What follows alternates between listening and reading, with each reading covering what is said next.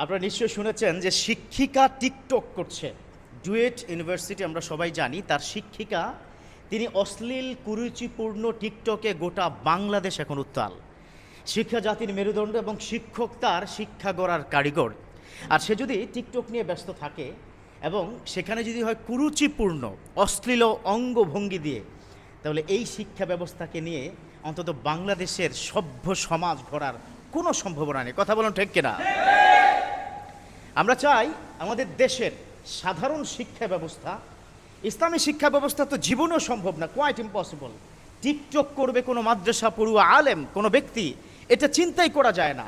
কিন্তু গত শতাব্দীর, বিশেষ করে এই যে গত পরশুর যে ঘটনা, যেটা নিয়ে গোটা দেশ উত্তাল, টিকটক করছে, তা কত বিশ্রী এবং কুরুচিপূর্ণ আপনারা কল্পনা করতে পারবেন না। দেখুন, এর আগেও আমি বলেছি, মিম্বরে বসে আপনাদেরকে বলেছিলাম যে এসএসসি পরীক্ষার ফলাফল পাশ করার কারণে কেউ কেউ বা কোনো কোনো টিকটকার তারা আশ্চর্য হয়ে গেল যে কী করে পাশ করলাম, সারা বছর তো টিকটক করি।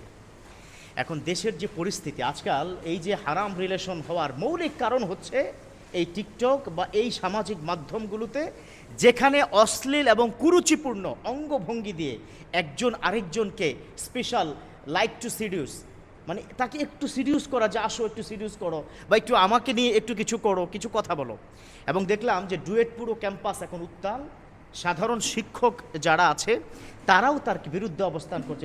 Specially I would like to thanks যারা স্টুডেন্ট আছে, তারা কিন্তু এটা নিয়ে সরব গরম। একটা জিনিস খেয়াল করেছেন যে বাংলাদেশে যখন শরীফ থেকে শরীফা এই গল্প নিয়ে যখন ফেসবুক থেকে শুরু করে সোশ্যাল মিডিয়া স্পেশালি উত্তাল হয়েছে, বাংলাদেশ সরকার বাধ্য হয়েছে এই বাংলাদেশের জঘন্যপূর্ণ এই শিক্ষা ব্যবস্থা থেকে, শরীফ থেকে শরীফা, এই গল্পটি তুলে দেওয়ার যেরকম পায় তারা একটা লেভেলে সফল হয়েছে, তেমনইভাবে আশা করি এই টিকটকার শিক্ষককে ভয়াবহ শাস্তির আওতায় এনে বাংলাদেশের শিক্ষা ব্যবস্থাকে কলঙ্ক মুক্ত করতে হবে। কথা বলুন ঠিক কিনা?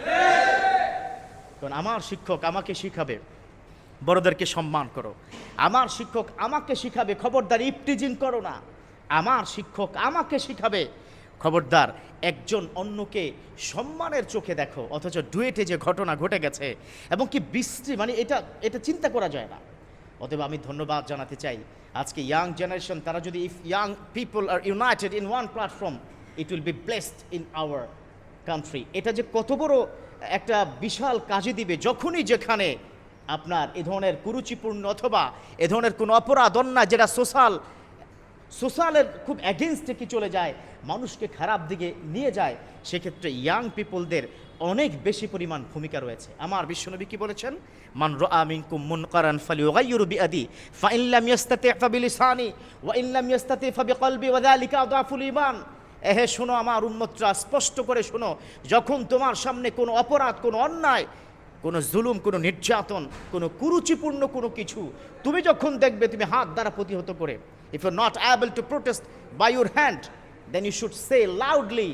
তোমাকে ভোকাল হতে হবে, হাত দ্বারা প্রতিহত না করতে পারলেও মুখ দ্বারা তার প্রতিহত করতে হবে, যেটা ডুয়েটের শিক্ষার্থীরা শেষ পর্যন্ত প্রমাণ করতে পেরেছে। এবং এটাই যেন বাংলাদেশে হয়, যেখানে অপরাধ সেখানেই প্রতিহত। এমন যদি হয়, আমার দেশের 17 কোটি মুসলমানরা ভালো থাকতে পারবে, বাংলাদেশে সবাই মিলে ইসলাম প্র্যাকটিস করতে পারবে, কোনো বাধা দেওয়ার কারো সাহস নাই। কথা বলুন ঠিক কিনা? আল্লাহ আমাদের বুঝার তৌফিক দান করুক, আমিন।